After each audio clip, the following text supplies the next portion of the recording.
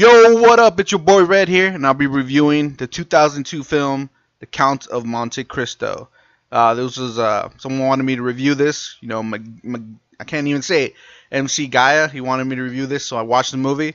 And let me tell you, I've seen a lot of different adaptations, different translations, different shit for the Count of Monte Cristo book. This one is one of the few that starts from the beginning, where we get to see the Count when he was falsely accused, his time in prison. That whole scene was amazing. That takes most of the movie's time. And after that, we get to see him plotting his revenge.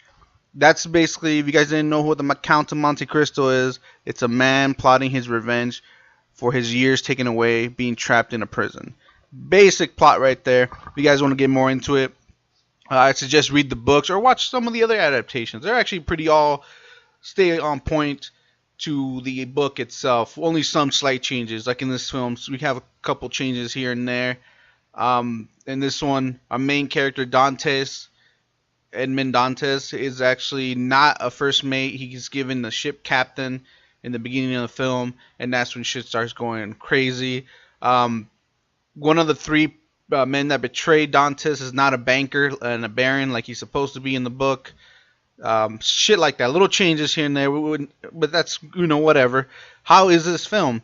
The first half is amazing. I haven't really seen that in a film, where they, his whole time in prison.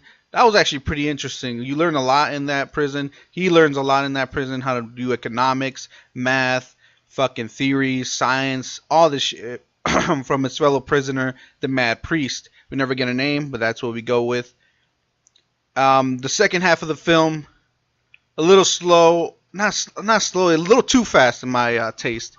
It seems like the creators of the film focused a lot in the first half of this movie, doing the whole prison thing, which was great.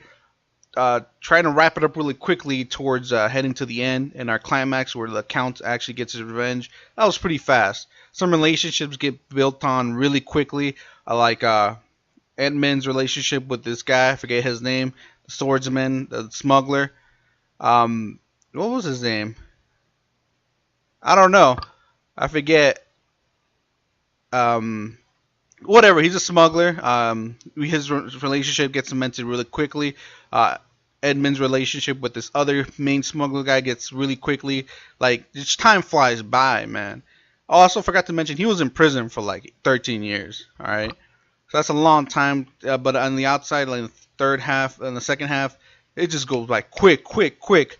But luckily there's other, if you want to know what happens within that time and how these relationships get cemented, you can read the book or watch other adaptations that focus on that part of his life. So yeah, the second half goes by quick. The ending, very satisfactory. I love the ending.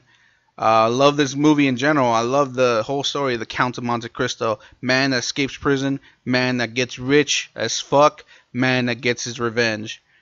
Though in this adaptation, God plays a huge role in this. The whole God, religion thing. So that's okay. I was okay with that. It doesn't really play a lot in other adaptations, but it was whatever with this. The actors did pretty well job, especially the guy who plays the son of the main guy that betrays Dantes. I forget his name is Count something. He did a fucking great job convincing me that they were friends. That's the one thing that I was like, oh man, it was fast, but it convinced me that the Count of Monte Cristo and the son of the Count, the other Counts, were pretty good friends. That was like that. That was great. I love that shit. The music was pretty good. Like I said, it was actually a pretty solid film. I enjoyed it. I enjoyed watching this film. I recommend watching this film. It's actually one of the pretty good Count of Monte Cristo's adaptations I've seen. Also, one quick fact. If you do watch it, at the final scene, when it's panning out, pay attention to the lower right hand side of the building that's being panned out to, and look at the window. You see someone there. It's fucking funny because that person got stabbed, and all of a sudden you see them standing up over there. I think it was just a mistake. The editing guy probably didn't catch that. Whatever. It was funny though. I just like finding little quirks here and there from old movies. I mean, this is an old movie. We're talking about this shit's more than a decade old already, but still pretty good. Hopefully they would remake this film and make it longer. I mean, this film itself was fucking, I don't know, let me see.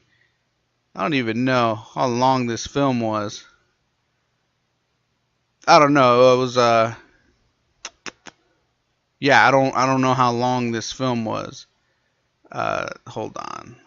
Let me see. It was roughly 131 minutes. That's 2 hours plus change.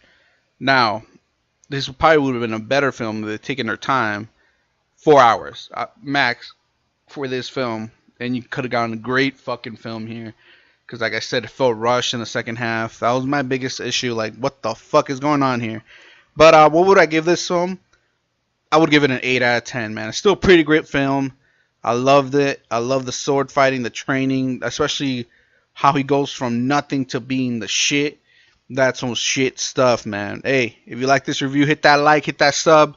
I'll catch you all next time.